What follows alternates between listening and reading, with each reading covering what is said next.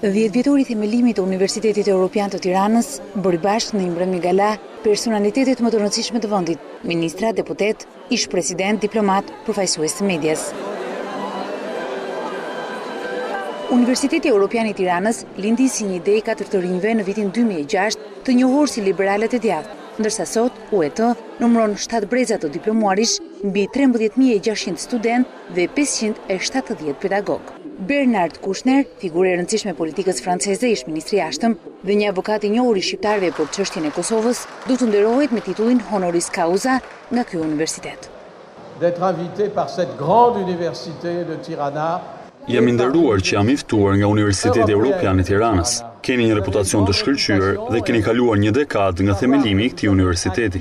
Ju përgëzoj të gjithëve për arritjet tuaja.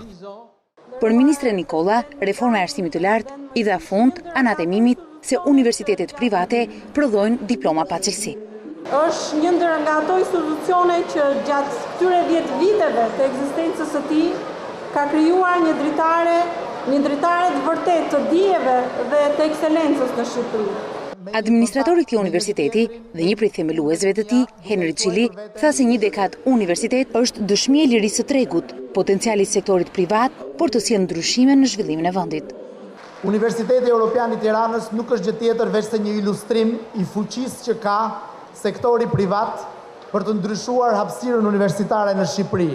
Unë them që universiteti në tërësi është ndoshta e vetmja shpresë për një impuls të ri të shoqërisë shqiptare.